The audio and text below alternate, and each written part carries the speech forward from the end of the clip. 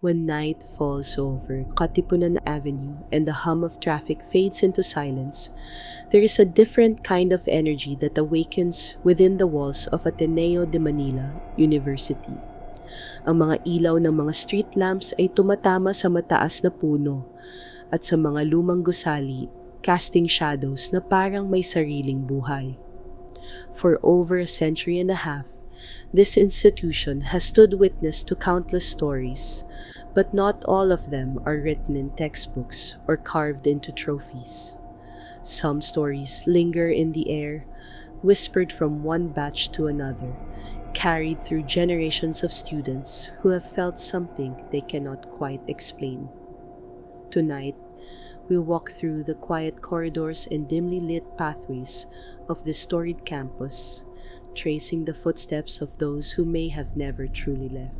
Mga kaibigan, mabilis na paalala bago tayo sumisid sa dilim ngayong gabi.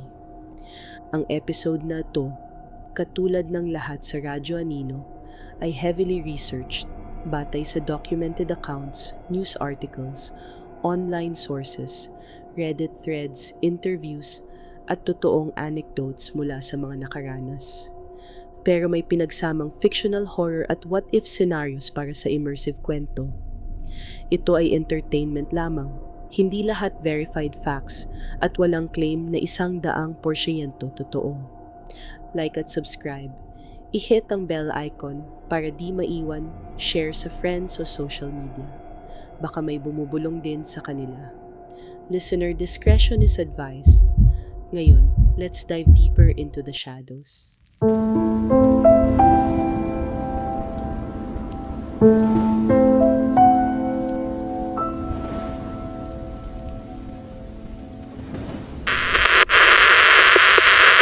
The land beneath our feet, the Loyola Heights campus. Before we step into the tales that have become part of Ateneo lore, it is essential to understand the ground upon which this university stands. The Loyola Heights campus, where Ateneo has called home since 1952, carries a history far older and darker than the institution itself. When the Jesuits first acquired this land in the late 1940s, the Philippines was still recovering from the devastation of World War II. Manila had been reduced to rubble during the Battle of Manila in 1945, and the original Ateneo campus along Padre Faura Street in Ermita was no exception. The decision to relocate to what was then the town of Marikina, later incorporated into the newly declared Quezon City, marked a new beginning for the school. Ang unang building na napatayo rito ay ang Blue Eagle Gymnasium noong December 3, 1949, 3 years bago pa man lumipat ang buong college at high school units noong 1952. But what many students do not realize is the claim that has persisted through the decades, that this land, these 83 hectares of what is now one of the most prestigious educational institutions in the country, was once a military camp during the Second World War. Kung totoo ang sinasabi, ang lupa mismo ay naging saksi sa labanan, sa takot at sa kamatayan. Though historical records about the exact use of this specific plot of land during the Japanese occupation remain somewhat vague, the stories passed down through generations of janitors, security guards, and long-time employees insist that there is more beneath the soil than just earth and stone. And then there is the other claim, one that sends a particular chill through those who hear it for the first time, that deep beneath the Ateneo Grade School lies a cemetery. Hindi ito basta urban legend na walang basehan. Multiple accounts from students, teachers, and alumni reference this underground resting place, though its exact location and history remain shrouded in mystery.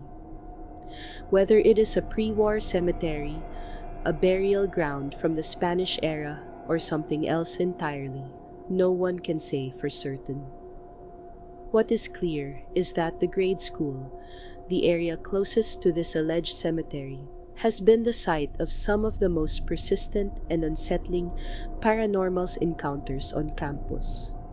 Sa madaling salita, the Ateneo de Manila University campus is built on layers of history, some of which have never fully been laid to rest.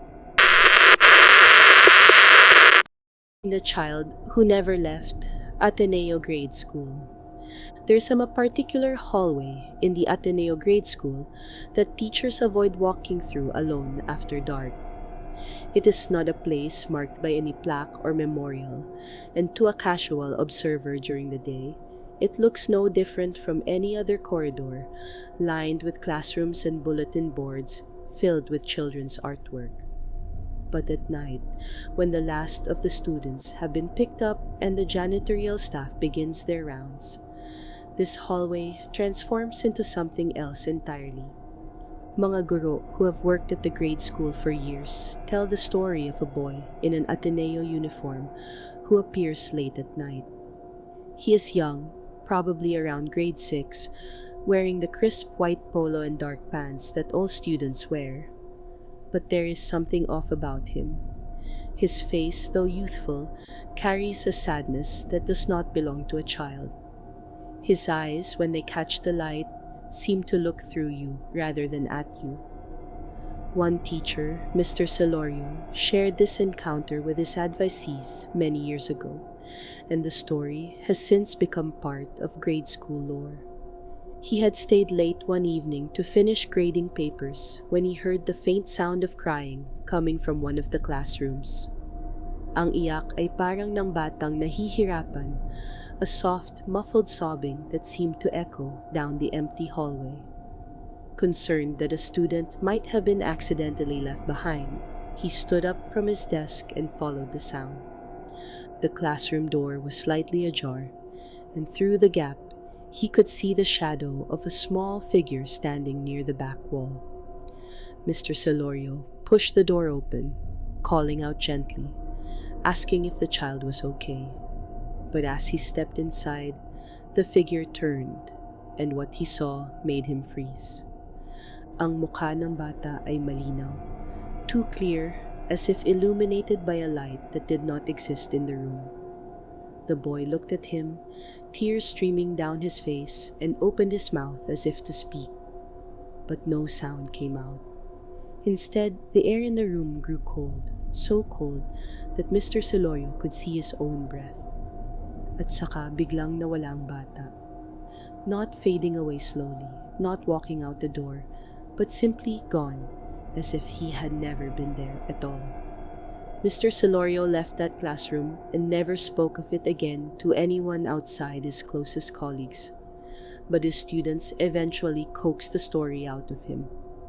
Since then, other teachers have reported similar experiences in that same hallway. The sound of a child crying when no child should be there. The shadow of a small figure standing at the end of the corridor. The feeling of being watched when you know you are alone. Sinong bata ito? Why does he linger in that hallway, unable to move on? Some speculate that he may have been a student who died tragically, perhaps during the war, perhaps in an accident on campus. Others believe he is one of the souls from the cemetery beneath the school, drawn to the surface by the laughter and energy of the children who now walk these halls. Whatever the truth may be, one thing is certain, hindi pa siya tapos sa lupa ng mga buhay. The Woman Who Prays in Shadows ay GS Grade 6 Staircases. Kung ang grade school ay tahanan ng crying child, the Grade 6 Staircases hold a different kind of presence altogether. This is not a spirit of innocence or sadness, but one marked by a violent end and a lingering need for something unfinished. Ang kwento ay simple but deeply unsettling. Many years ago, a woman was found hanged at the top of these staircases, her body positioned in an awkward, almost ritualistic praying gesture. Her hands were clasped together, her head bowed as if in the middle of a desperate plea to God. Kung sino siya, bakit siya namatay sa ganitong paraan, at ano ang kanyang hinihiling? These questions remain unanswered. But what the students and teachers know is this: if you are brave enough or foolish enough to climb those stairs at night, mimic her praying position, and wait, you might just see her. Those who claim to have witnessed her describe the same thing. First, the temperature drops. Then, the lights, if they are on, begin to flicker. And then, from the shadows at the top of the stairs, a figure emerges. She is pale, her clothing old-fashioned, her face obscured by long, dark hair that falls over her eyes. Pero ang pinaka-nakatatakot, they say, is the way she moves. Hindi siya lumalakad, she glides, her feet never quite touching the ground. Her body swaying slightly as if caught in a breeze that no one else can feel. She descends the stairs slowly, her hands still clasped in prayer, her head still bowed. And if you are standing there, frozen in fear, she will pass right by you, so close that you can feel the coldness radiating from her presence, so close that you might catch the faint scent of something old and decayed. But she does not stop. She does not acknowledge you. She simply continues down the stairs, disappearing into the darkness below, leaving behind only the echo of a life ended too soon. Why does she return to this place? Is she seeking forgiveness, or is she searching for someone who never came? Walang nakakaalam. But the students of Ateneo Grade School know better than to test fate. They avoid those staircases at night, and if they must pass by, they do so quickly, eyes forward, refusing to look up toward the shadows where she waits. The guardians of the rock garden. So not all the spirits that inhabit the Ateneo campus are human. Doon sa David Hall Rock Garden, a place that should be filled with the joyful shouts of young children playing, there exists a quiet understanding, passed down from one generation of students to the next. Be respectful, or you will pay the price. The rock garden is home to the dwarves, or duende, and to other encanto, nature spirits that have lived on this land long before the university was ever built. These beings are not inherently evil, but they demand respect, and they do not take kindly to disrespect or disruption. Ang mga bata, especially those in the prep levels or what is now called grade 1, are taught to say tabi-tabi po when they play near the rocks and trees, to ask permission before stepping onto certain paths, and to never, under any circumstances, deliberately disturb the soil or uproot the plants. There have been cases, though rare, of children falling suddenly ill after playing in the rock garden. Ang sintomas ay laging pareho: a fever that does not respond to medicine, strange bruises that appear on the skin overnight, and a deep, unsettling fatigue that makes the child refuse to get out of bed. When traditional doctors cannot explain the illness, families often turn to faith healers or albularyo, who confirm what many already suspect, na offend ang mga duwende. The remedy, they say, is simple but requires humility. The family must return to the rock garden with offerings, small tokens of respect, candles, flowers, sweets, and they must ask for forgiveness. Kung tutupad ka sa tamang paraan, the child recovers within days. But if pride prevents the family from acknowledging the spirits, the illness lingers, sometimes for weeks. One particular story involves a grade 1 student who, during recess, decided it would be funny to kick over a pile of stones near the base of a large tree. His classmates warned him to stop, but he laughed and continued, even going so far as to spit on the ground where the stones had been. By the time he got home that afternoon, he was burning with fever. His parents brought him to the hospital, but no infection could be found, no virus identified. It was only when his grandmother, a woman who grew up in the province and understood these things, insisted on bringing him back to the school that the truth was revealed. That night, the grandmother returned to the rock garden with the boy, who was barely conscious. She knelt on the ground, lit 3 candles, and spoke directly to the duende, asking for forgiveness on behalf of her grandson. Ang bata, even in his fevered state, was made to bow his head and apologize. And then, as if a switch had been flipped, the fever broke.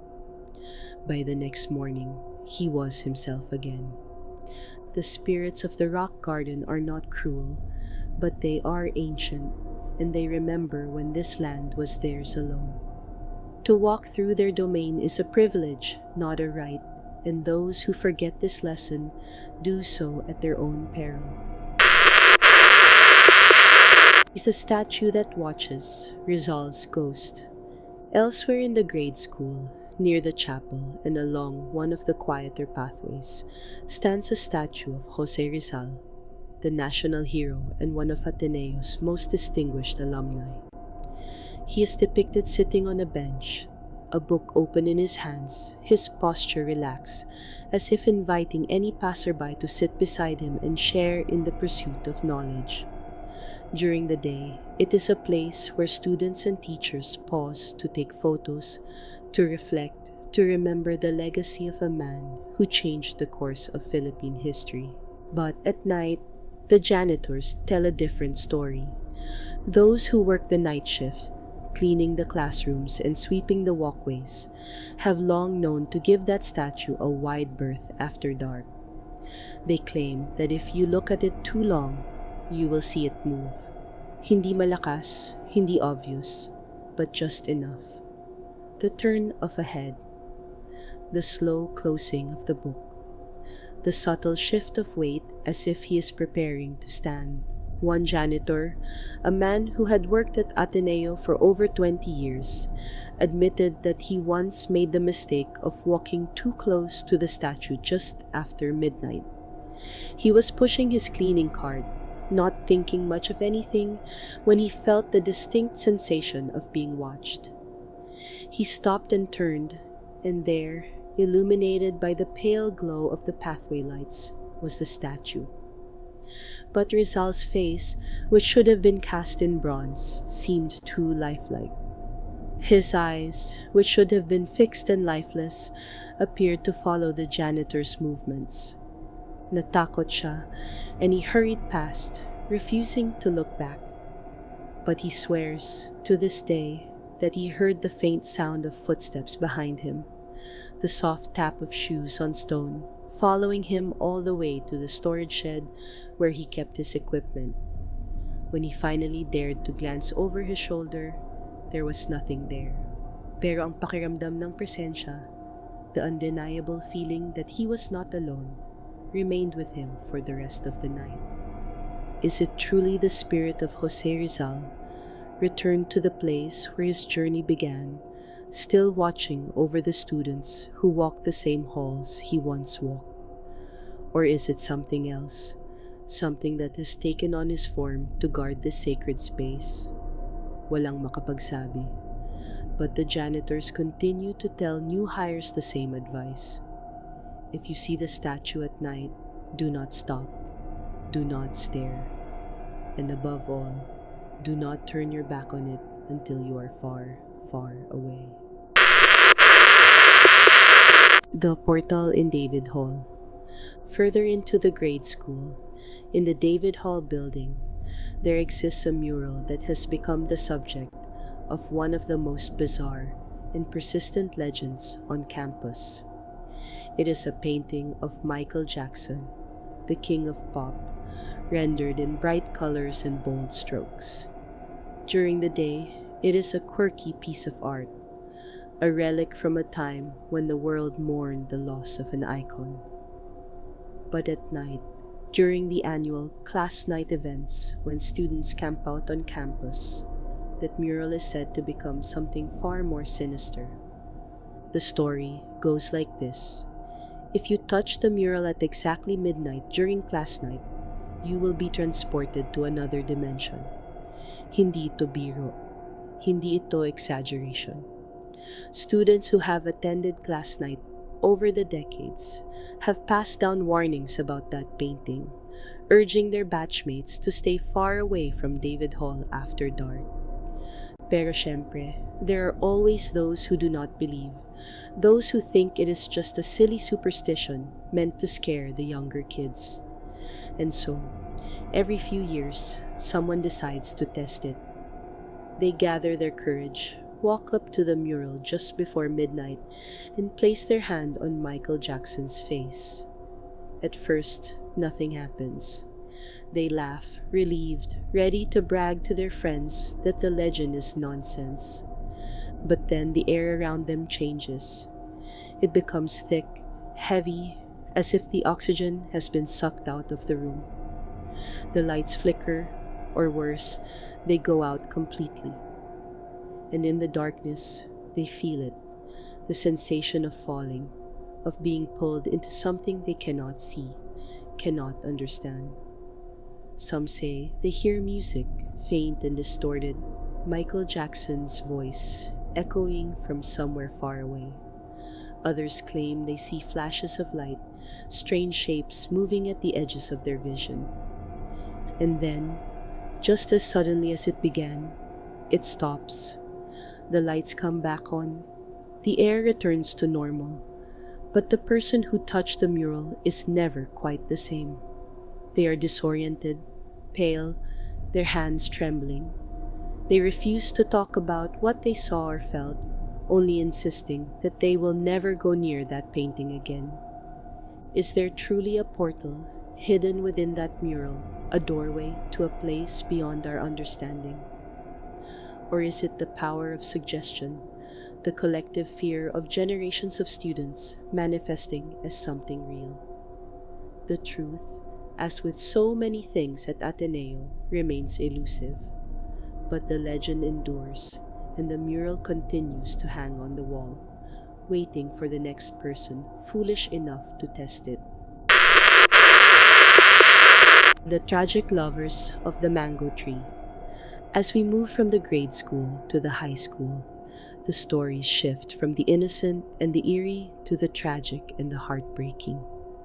At the center of the Ateneo High School oval stands a mango tree, gnarled and ancient, its branches spreading wide like the arms of a guardian. It is a beautiful tree, one that provides shade for students during PE classes and serves as a landmark for those navigating the sprawling campus. But that tree is also the site of a legend steeped in sorrow, a love story that ended in death. The story, as it has been told and retold through the years, involves two young lovers, an Ateneo student and a Miriam College student from the neighboring campus. They would meet beneath the mango tree, hidden from the prying eyes of their classmates and teachers, sharing whispered promises and stolen kisses. Ang kanilang pag-ibig, they believe, was strong enough to withstand anything. They spoke of a future together, of marriage and a life built on the foundation of their devotion to one another. Pero ang buhay, as it often does, had other plans. Differences arose, perhaps pressure from their families, perhaps the inevitable challenges that come with young love. Whatever the reason, their relationship began to fracture.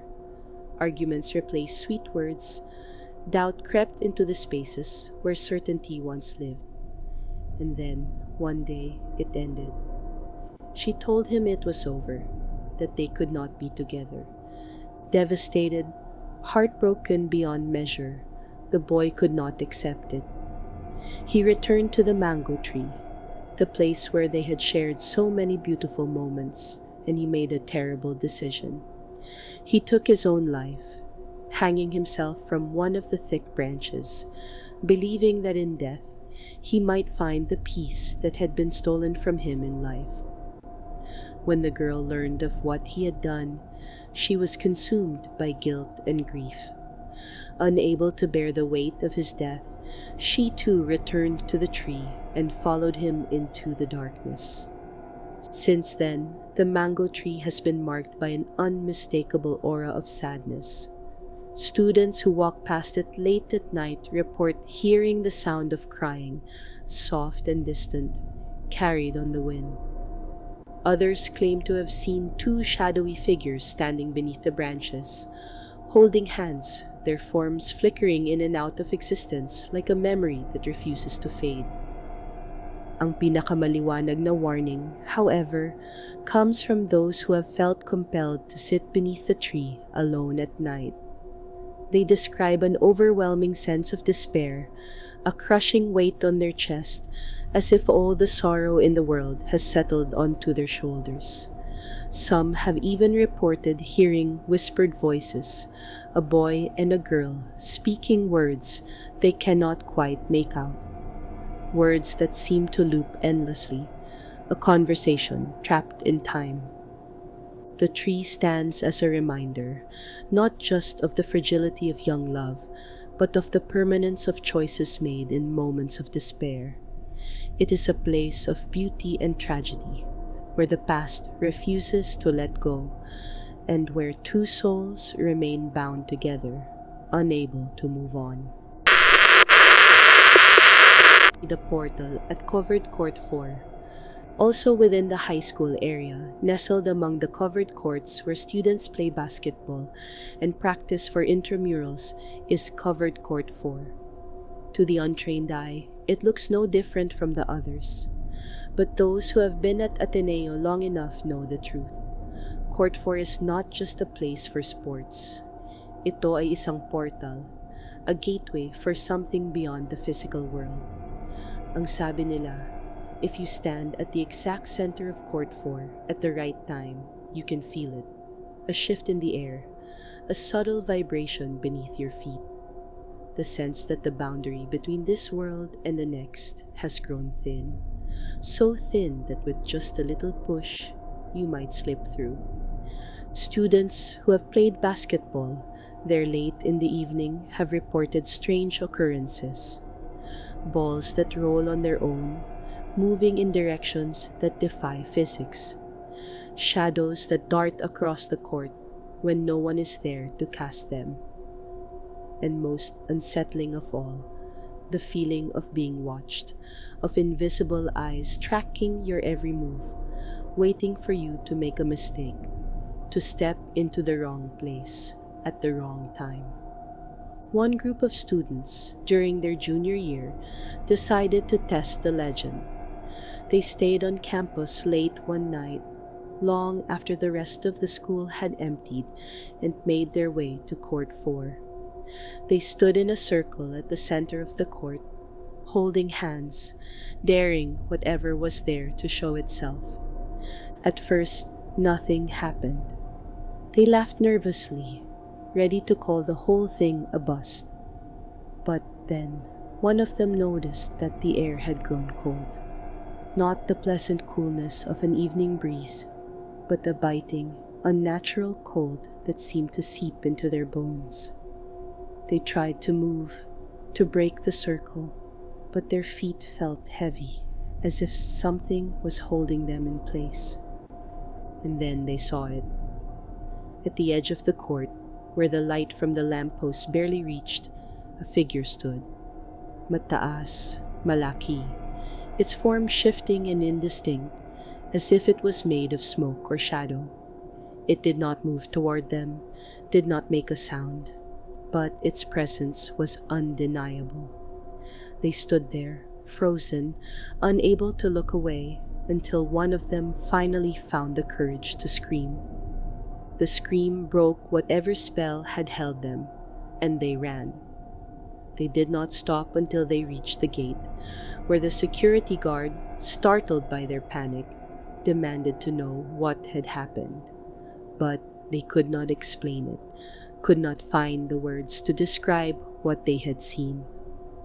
All they knew was that they would never step foot in Covered Court 4 again.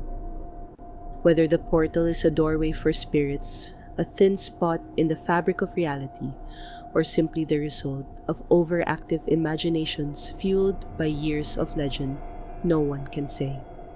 But the story persists, and students continue to avoid that court when darkness falls. The Ghost in Red at Days with the Lord. Every year, the Ateneo High School juniors participate in Days with the Lord, a 3-day retreat designed to deepen their faith and provide a space for reflection and spiritual growth. It is a meaningful tradition, one that many alumni look back on with fondness. But there is also a darker side to this retreat, a legend that has been passed down through the batches, particularly those with odd numbers.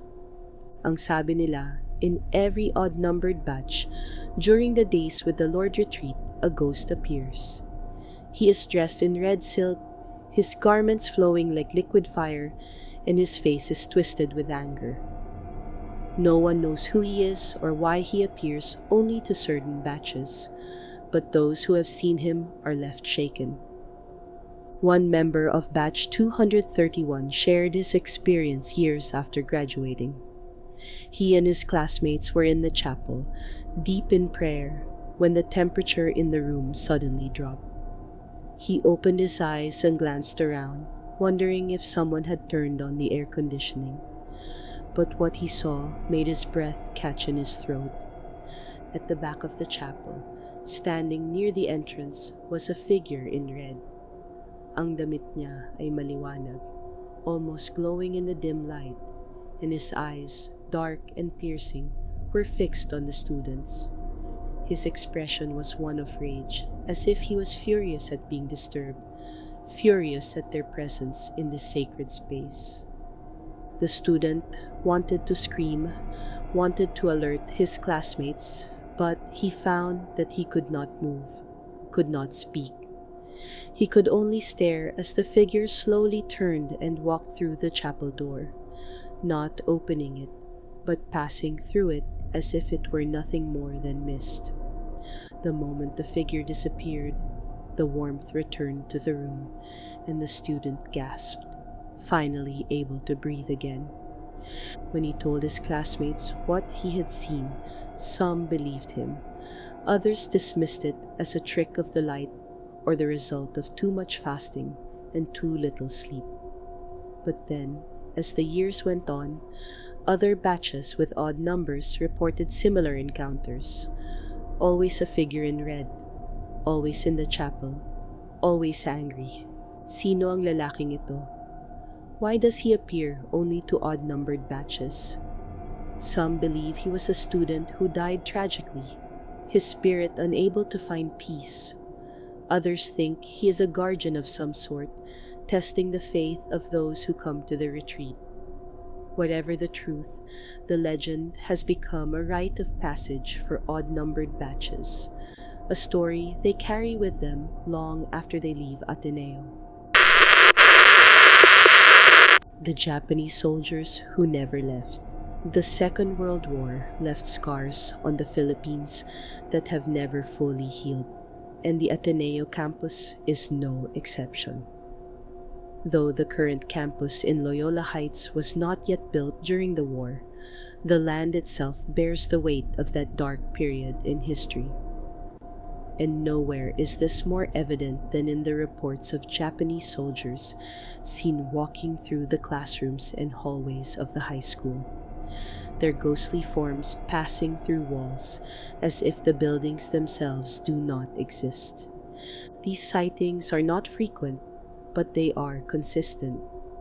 Security guards patrolling the campus late at night have reported seeing men in military uniforms, their clothing torn and bloodied, moving silently through the corridors.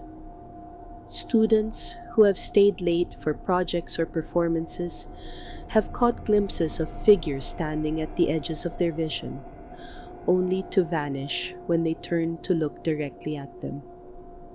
One security guard, a man who had worked at Ateneo for over 15 years, described an encounter that left him so shaken he requested a transfer to a different shift.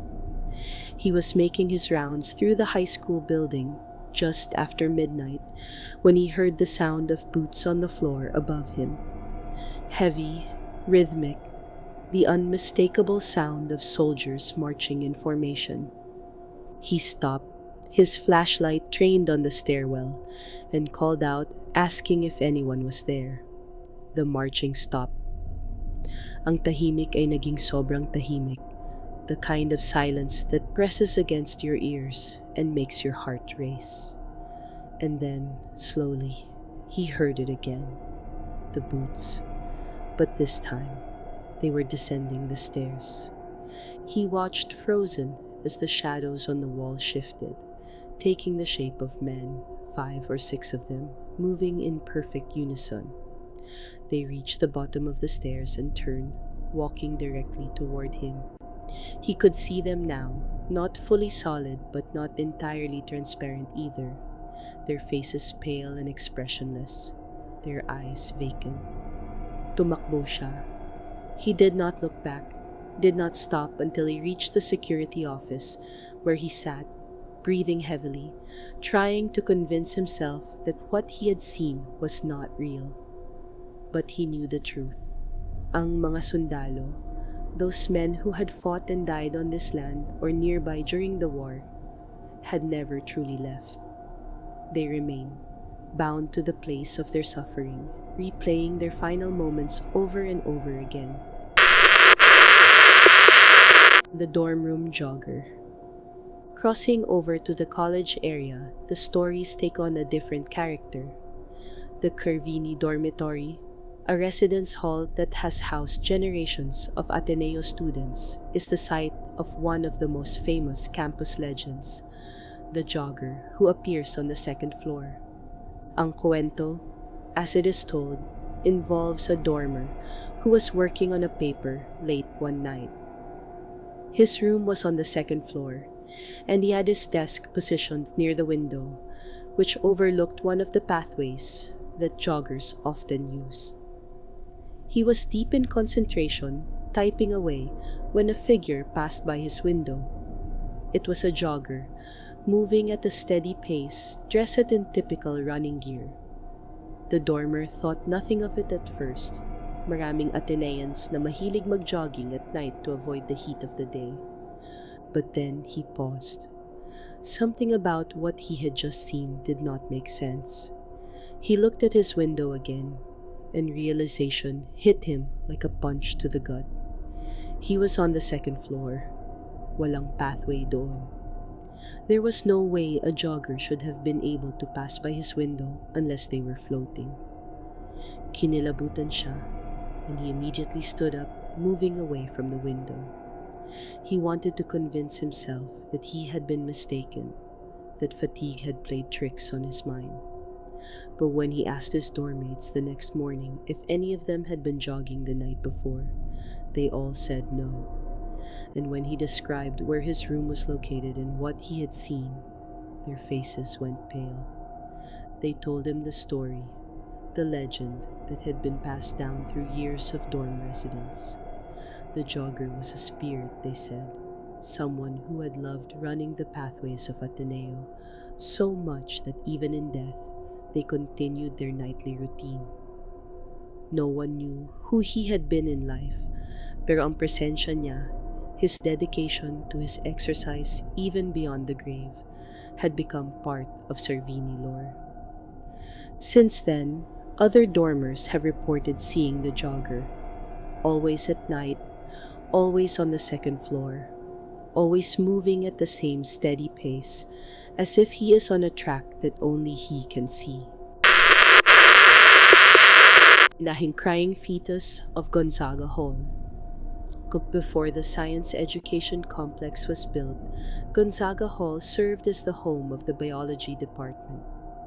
The second floor of the building was lined with laboratories, each one filled with specimens, equipment, and the tools necessary for studying life in all its forms. among the collection of flora and fauna preserved in jars and tanks was something particularly unsettling. A human fetus, aborted and preserved in formaldehyde, kept for educational purposes. During the day, the laboratories were bustling with students and professors, the air filled with the hum of scientific inquiry. But at night, when the building was empty and the lights were turned off, something changed. Those who worked late or passed by the building after hours began to report the sound of a baby crying. It was faint at first, so faint that some dismissed it as the wind or the creaking of old pipes. But the sound persisted, growing louder, more insistent, until it became impossible to ignore. Ang iyak was unmistakable, the high-pitched wail of an infant in distress, echoing through the empty hallways of the second floor. One janitor, tasked with cleaning the laboratories, described the terror he felt the first time he heard it. He had just finished mopping the floor and was preparing to move to the next room when the crying began. It was coming from the lab where the preserved specimens were kept, the room where the fetus was stored.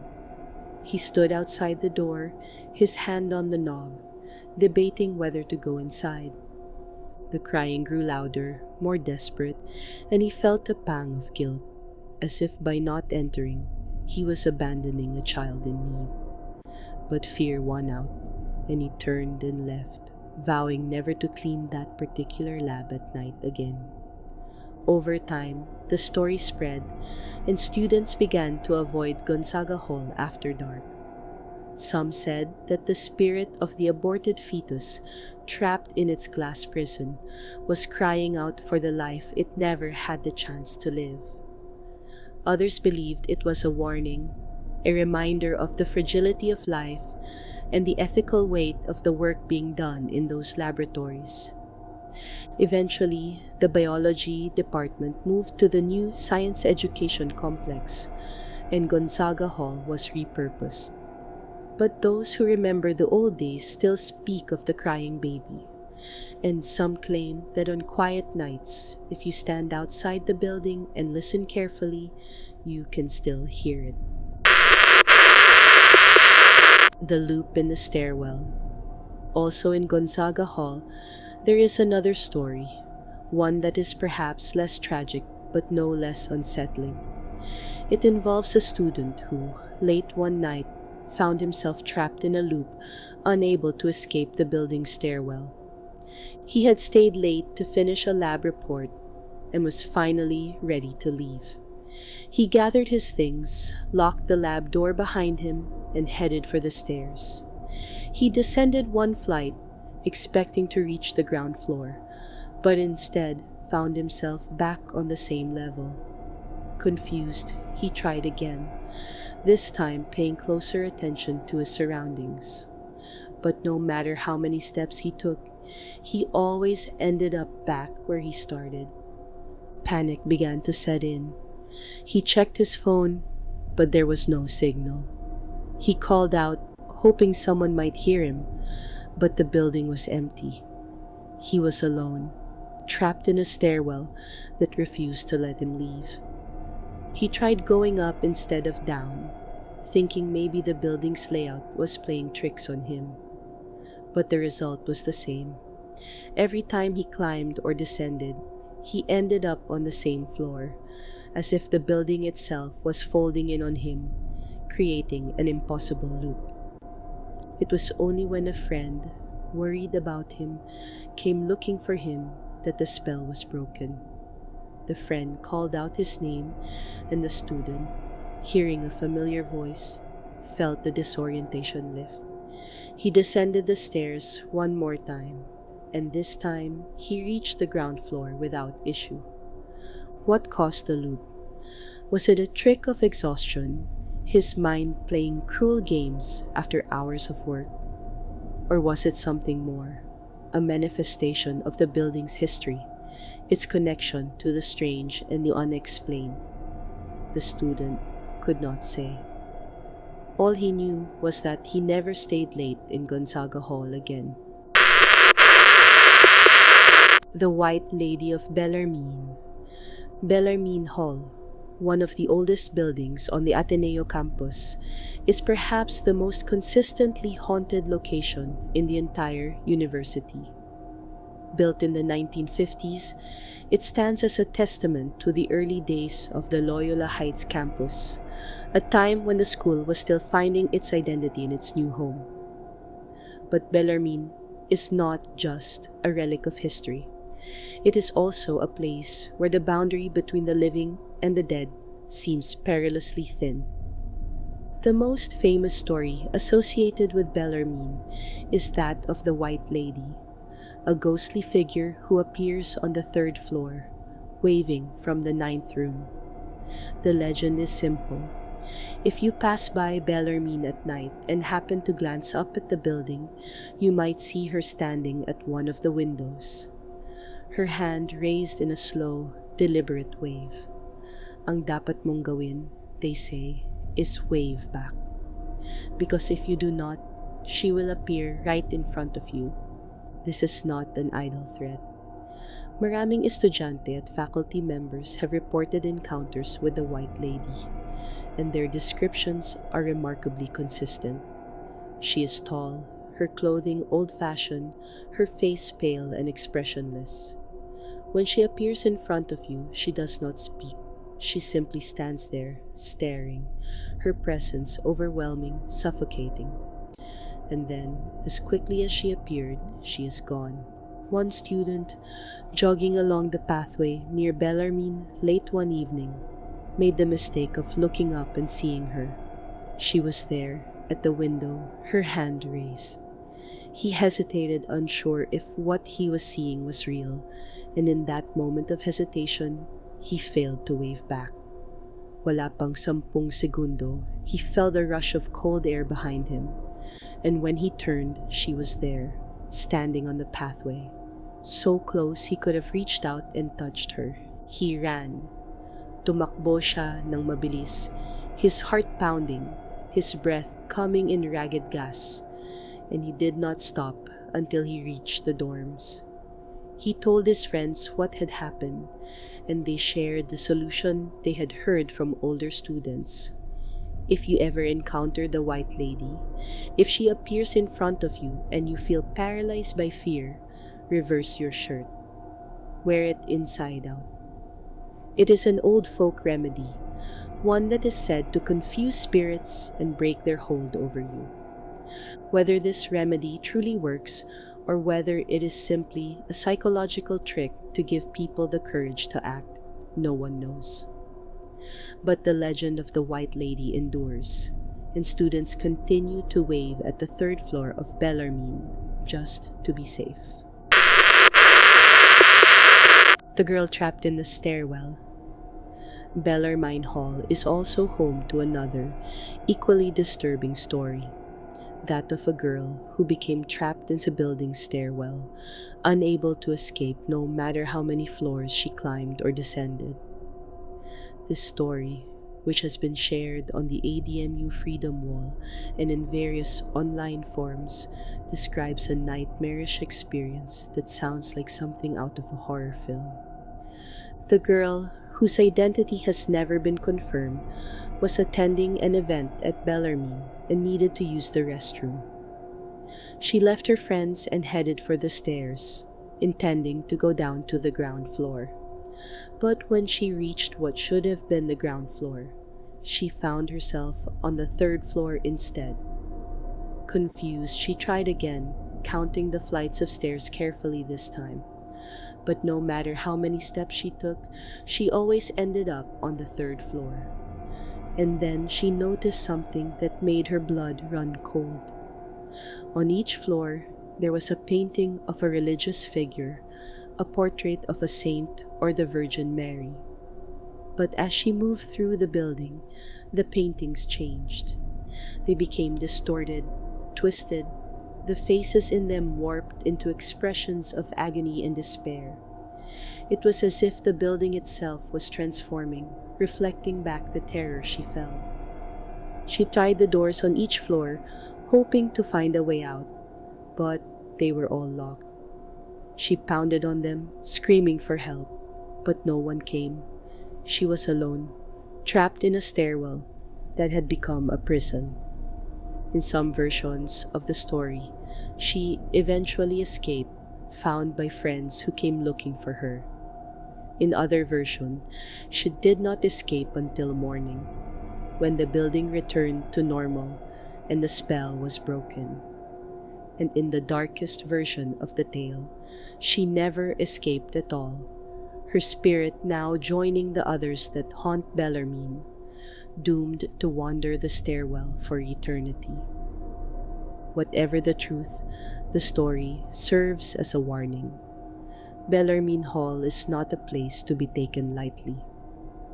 Ang gusaling ito, with its long history and its countless stories, is a place where the past refuses to stay buried, where the spirits of those who came before linger in the shadows, waiting. The murder in the chemistry lab. While moving to Schmidt Hall, the location of the chemistry department, we encounter a story that is both tragic and chilling, one rooted in violence and passion. During the martial law era, though some sources place it in the 1960s, a terrible crime was committed on the second floor of what is now the organic chemistry lab. The story goes that a man, consumed by jealousy and rage, stormed into the laboratory one night. He had discovered that his girlfriend was involved with another man, and he could not accept it. He found them together on the lab counters, and in a fit of uncontrollable fury, he attacked the other man with a knife, stabbing him repeatedly. Ang dugo, they say, was everywhere. It pooled on the floor, dripped down the lab counters, and left a trail that stretched from the lab to the stairs leading down to the lobby. The victim, desperate to escape, tried to crawl to safety, but his injuries were too severe. He collapsed on the stairs, his blood dripping down step by step, staining the concrete. The man who committed the crime disappeared shortly after. Some say he was taken by the military, the victim having connections to a powerful family. Others believe he went into hiding, consumed by guilt and fear. But the victim's spirit, it seems, did not move on. To this day, students and faculty who work late in Schmidt Hall report hearing muffled cries for help echoing through the building. The sounds seem to come from the second floor, from the area where the murder took place. Some have also reported seeing dark stains on the stairs, stains that appear and then vanish without explanation, as if the building itself is replaying the events of that terrible night. One student, working late on an experiment, was alone in the organic chemistry lab when she heard the crying. It was faint at first, barely audible over the hum of the equipment. But as the night wore on, it grew louder, more desperate. She tried to ignore it, convincing herself it was just her imagination, but the fear became too much. She packed up her things and left, and she never worked alone in that lab again. Ang lugar na ito, where knowledge is pursued and discoveries are made, is also a place marked by death, a reminder that even in halls of learning, darkness can intrude. The PIPAC janitor, the Philippine Institute of Pure and Applied Chemistry, known simply as PIPAC, is another building on campus with a deeply unsettling story attached to it. The building, which houses sensitive chemicals and equipment, has a unique security protocol. At the end of each workday, all exits and windows are sealed shut to prevent any toxic fumes from leaking out into the surrounding environment. It is a necessary precaution, one designed to protect the campus community. But this protocol, years ago, led to a tragedy that has since become one of the most well-known ghost stories at Ateneo.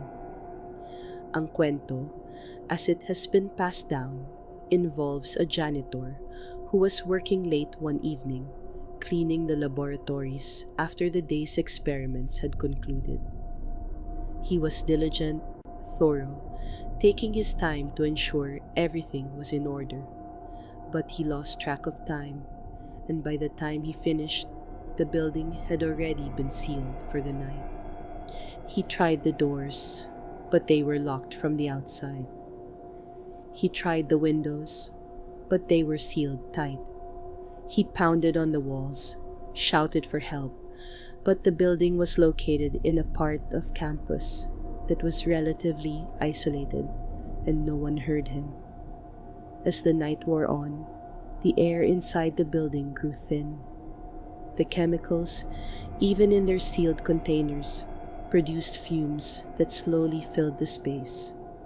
By morning, when the staff returned to unlock the building, they found him. He had suffocated, his body slumped near one of the doors, his hands scraped raw from trying to force it open. Since then, students and faculty who pass by PIPAC late at night claim to hear the sound of someone pounding on the walls from the inside. Others report seeing a shadowy figure moving through the building's windows as if someone is still trapped inside, still trying to escape. Ang presensya niya, they say, is a sorrowful one, not angry or vengeful, but filled with a quiet desperation, a longing to be free. The portal of the old communications building. The old communications building, once among one of the busiest structures on campus, is now regarded as the most haunted. Built in the 1950s, it served as the center for the university's communication programs and was home to the educational TV center, where shows were produced and broadcast. But despite its history of creativity and innovation, the building has long been associated with the paranormal. Students and faculty who spent time in the old comm building reported a wide range of strange occurrences. Doors would close on their own, even when no breeze could explain it. Typewriters in empty offices would clatter away, as if invisible hands were typing out messages. And most unsettling of all, there were reports of a deceased Jesuit priest who was seen walking through the halls, his robes flowing behind him, his face serene but his presence unmistakable. In the late 1990s, that psychic and teacher Tony Perez conducted an investigation of the building and came to a startling conclusion. One of the bathrooms on the first floor, he claimed, was a portal to another dimension. This theory, while impossible to prove, resonated with many who had experienced the building's unsettling atmosphere. It explained, at least in part, why so many paranormal events seemed to occur there, why the building felt different from others on campus. The story that perhaps best encapsulates the strangeness of the old comm building involves a security guard and a janitor. Late one night, the security guard needed to use the restroom and asked the janitor if it was available. The janitor said yes and waited outside. When the guard finished, the janitor went in to check, as was his routine. What he found made him recoil in disgust and confusion. Ang banyo, which the guard had just used, was covered in feces, not just in the toilet, but on the walls, on the floor, smeared across every surface. It was as if someone, or something, had deliberately desecrated the space. The janitor immediately confronted the guard, but the guard insisted he had done nothing of the sort. He had used the toilet normally and left it clean. Sino ang gumawa ng karumal-dumal na bagay na ito? Was it a prank, a cruel joke played by someone with access to the building? Or was it something else, something that had come through the portal, a manifestation of the other side that delighted in chaos and filth? No one could say. but the incident became part of the building's lore, another piece of evidence that the old building was not a place where the natural laws of the world fully applied. The Grab passenger who vanished. Paranormal encounters at Ateneo are not limited to the buildings and pathways of the campus itself. Sometimes the strangeness extends beyond the gates, touching even those who are simply passing through. One such story, reported recently, involves a Grab driver who picked up 5 passengers from SM Mega Mall, all of them students heading back to Ateneo. The ride was uneventful at first. The students chatted among themselves, and the driver navigated the familiar route to the university. When they arrived at the campus entrance, the students began to get out of the car one by one. The driver watched them in his rearview mirror, counting as they exited. 1, 2, 3, 4. He waited for the 5th passenger, but no one else got out. Confused, he turned around to check the back seat, but it was empty. There was no one there. Napaisip siya, wondering if he had miscounted. He got out of the car, checked the trunk, even looked under the seats, but there was no sign of the 5th passenger. He called out to the students, who were already heading toward the dorms, and asked them about their missing companion. They looked at him in confusion. There were only 4 of them, they said. There had never been a 5th. Still unconvinced, the driver approached the security guard at the gate and asked how many student IDs he had collected when the students entered. The guard checked his log. 4. Only 4. Sino ang 5th passenger na nakita ng driver? Was it a trick of the light, a reflection in the mirror that his tired mind interpreted as a person? Or was it something else, a spirit that had hitched a ride, drawn to the campus, seeking to return to a place it once called home? Reflections in the dark. As we come to the end of this journey through the haunted halls and shadowed pathways of Ateneo de Manila University, it is worth reflecting on what these stories mean. Ito ba ay totoo? Are these genuine encounters with the supernatural glimpses of a world beyond our own? Or are they the product of overactive imaginations, fueled by stress, exhaustion, and the power of suggestion? Ang totoo, most likely, lies somewhere in between. Ateneo, like any institution with a long and storied history, is a place where countless lives have intersected. Students, teachers, workers, all of them have passed through these halls, leaving behind pieces of themselves, memories and emotions, joy and sorrow. In some cases, those pieces linger, manifesting as stories, as legends, as the feeling that you are not quite alone even when you should be. Whether you believe in ghosts or not, one thing is undeniable. These stories have power. They connect generations of Ateneans, providing a shared experience that transcends time. They remind us that this campus is more than just buildings and classrooms. It is a living, breathing place, shaped by everyone who has walked its paths. At kung minsan, late at night, when the lights are dim and the campus is quiet, it is easy to believe that some of those who walked these paths before us never truly left. They remain, watching over the students who follow in their footsteps, guardians of a legacy that stretches back over a century and a half. So the next time you find yourself on campus after dark, pay attention. Listen to the whispers in the wind. Watch the shadows that move at the edges of your vision. And remember, in a place like Ateneo, where history runs deep and the past is never far from the present, you are never truly alone. At doon nagtatapos ang ating kwento para sa gabing ito sa Radyo Anino.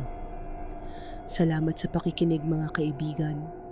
Whether you're stuck in traffic, working the night shift, or just craving a taste of home from abroad. Kung may kwento kang gustong ibahagi, i-comment below o i-send sa amin. Huwag kalimutang mag-like, subscribe, at share para sa higit pang lihim na bumubulong sa dilim. Hanggang sa susunod na gabi, stay safe out there. Good night.